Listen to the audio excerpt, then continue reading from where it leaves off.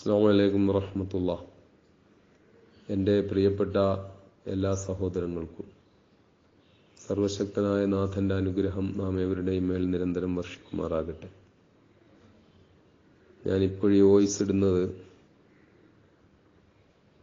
എൻ്റെ പ്രിയപ്പെട്ട മാതാവിനെ സന്ദർശിക്കുന്നതിനും മകൻ്റെ വിവാഹത്തിൽ പങ്കെടുക്കുന്നതിനും ബാംഗ്ലൂർ സിറ്റി വിട്ടു പോകുന്നതിനുള്ള അനുമതി തരണമെന്നാവശ്യപ്പെട്ടുകൊണ്ട് വിചാരണ കോടതിയെ സമീപിക്കുകയും വിചാരണ കോടതി മാതാവിനെ കാണാൻ പോകാമെന്നും അതിനുള്ള ചെലവ് നാം തന്നെ കൊടുക്കണമെന്നും മകൻ്റെ കല്യാണത്തിൽ പങ്കെടുക്കാൻ പറ്റില്ല എന്നുമൊക്കെ പറഞ്ഞുകൊണ്ട് വിധി പറയുകയും അതിൽ മേൽ സുപ്രീം കോടതിയിൽ റിവിഷൻ പോവുകയും സുപ്രീം കോടതിയിൽ നിന്ന് മകൻ്റെ വിവാഹത്തിൽ പോകാനുള്ള അനുമതി കൂടി കിട്ടിയപ്പോഴും ചെലവ് സ്വന്തം വഹിക്കണമെന്ന് പറയുകയും ഒക്കെ ചെയ്തുകൊണ്ട് ഉള്ള നിർദ്ദേശങ്ങൾ വന്നപ്പോഴൊക്കെ ഞാൻ ഗ്രൂപ്പിലൂടെ വരികയോ നിങ്ങളോടൊന്നും സംസാരിക്കുകയോ ചെയ്തിട്ടില്ല.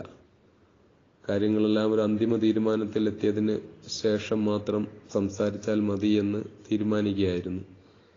അതിൻ്റെ കാരണവും ആസൂത്രകരുടെ ആസൂത്രണങ്ങൾ നീണ്ടുകൊണ്ടേയിരിക്കും.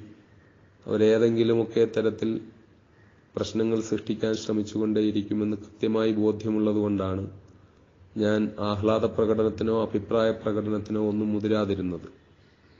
ഇപ്പോൾ സുപ്രീം കോടതിയുടെ ഇന്നലത്തെ തീരുമാനപ്രകാരം നമ്മൾ ഇപ്പോഴ് ആ തീരുമാനത്തിനനുസരിച്ച് കർണാടകയിലെ ബാംഗ്ലൂർ സിറ്റി പോലീസ് കമ്മീഷണറെ കാണാൻ വേണ്ടി അഡ്വക്കേറ്റ് ഉസ്മാനും റജീബും ഒക്കെ പോവുകയും അദ്ദേഹവുമായി കാര്യങ്ങൾ സംസാരിക്കുകയും ഒക്കെ ചെയ്യുമ്പോൾ അവിടെ നിന്ന് കിട്ടുന്ന വിവരം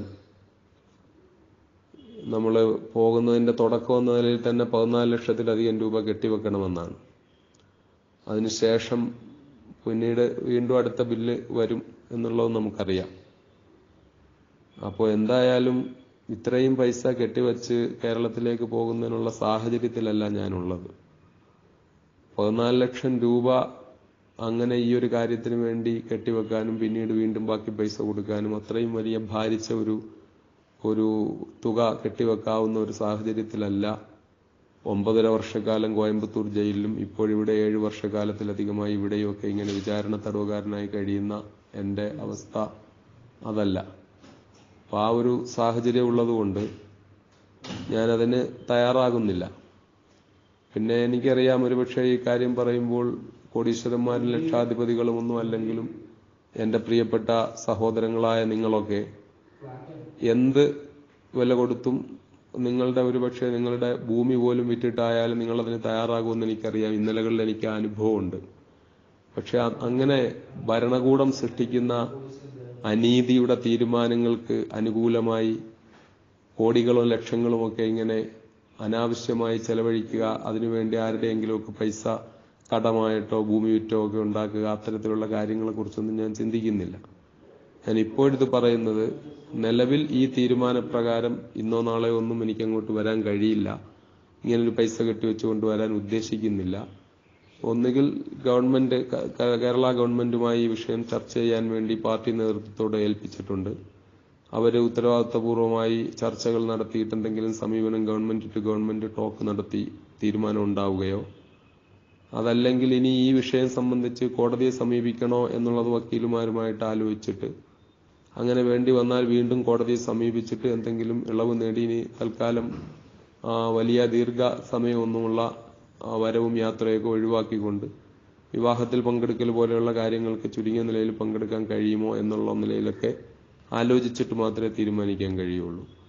ഞാൻ എൻ്റെ പ്രിയപ്പെട്ട സഹോദരങ്ങളോട് എനിക്ക് പറയുവാനുള്ളത്, നീതിയുടെ പ്രകാശം കിട്ടേണ്ട കേന്ദ്രങ്ങളിൽ നിന്നെല്ലാം കരിന്തിരി കത്തിക്കൊണ്ടിരിക്കുമ്പോൾ അനാവശ്യമായിട്ട് വെക്കുന്ന നിയമങ്ങളുടെയും അനാവശ്യമായി വെക്കുന്ന തീരുമാനങ്ങളുടെയും മുന്നിൽ തലകുനിച്ച് വലിയ റിസ്ക് എടുത്തിട്ട് അതെല്ലാം അംഗീകരിച്ച് പോവുക എന്നുള്ള ഒരു കാര്യം ഞാൻ ഉദ്ദേശിക്കുന്നില്ല. അതുകൊണ്ട് ഇൻഷാ അള്ളാ അടുത്ത ദിവസങ്ങൾ എല്ലാവരും ഇങ്ങനെ അന്വേഷിക്കുന്നുണ്ട്, എല്ലാവരോടും അറിയിക്കുകയാണ്, തൊട്ടടുത്ത ദിവസങ്ങൾ കേരളത്തിലേക്കുള്ള വരവ് പ്രതീക്ഷിക്കേണ്ട. നിങ്ങൾ പ്രാർത്ഥിക്കുക. സമകാലീന ഇന്ത്യയിലും ലോകത്തും നടന്നുകൊണ്ടിരിക്കുന്ന അതിക്രൂരവും ഭീകരവുമായ നിരവധി സംഭവങ്ങളോട് ബന്ധപ്പെടുത്തി നോക്കുമ്പോൾ ഇത് വളരെ നിസ്സാരമായ ഒരു കാര്യമാണ്. അതുകൊണ്ട് തന്നെ എന്നെ ഇത് അല്പം പോലും ഹൃദയവേദന ഉണ്ടാക്കിയിട്ടില്ല. അല്പം പോലും എന്നെ സംബന്ധിച്ചിടത്തോളം ഇതുകൊണ്ട് മാനസികമായൊരു തളർച്ചയില്ല. സർവശക്തന്റെ തീരുമാനങ്ങൾ, ഇതിലും ശക്തമായിട്ടുള്ള പല രംഗങ്ങളിലും അള്ളാഹുവിന്റെ തീരുമാനങ്ങൾ ഞാൻ അഭിമുഖീകരിച്ചിട്ടുണ്ട്. ഇതും ഞാൻ അങ്ങനെ തന്നെ കാണുകയാണ്. സർവശക്തന്റെ മുമ്പിൽ സർവ്വതും സമർപ്പിച്ചുകൊണ്ട് ഇൻഷാ അള്ളാഹ് എനിക്ക് അള്ളാഹുവിന്റെ ഭാഗത്തു നിന്നുള്ള അനുകൂലമായ തീരുമാനം ഉണ്ടാകും. അത് കിട്ടും. അത് കിട്ടുമ്പോൾ അത് സ്വീകരിക്കും. അതിനപ്പുറം ഞാൻ ഈ അസ്ഥാനത്തും അനാവശ്യമായും എവിടെയും തലകുനിക്കാൻ ഉദ്ദേശിക്കുന്നില്ല, റബ്ബിന്റെ മുമ്പിലല്ലാതെ.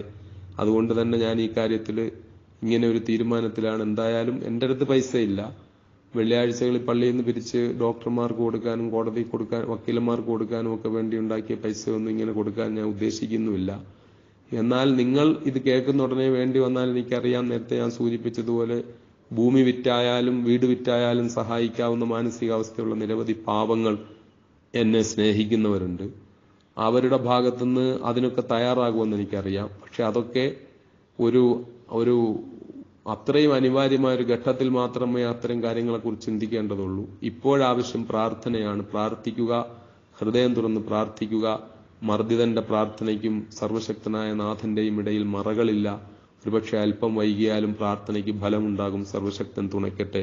അസ്സലാമു അലൈക്കും വറഹ്മത്തുള്ളാഹി വബറകാതുഹു.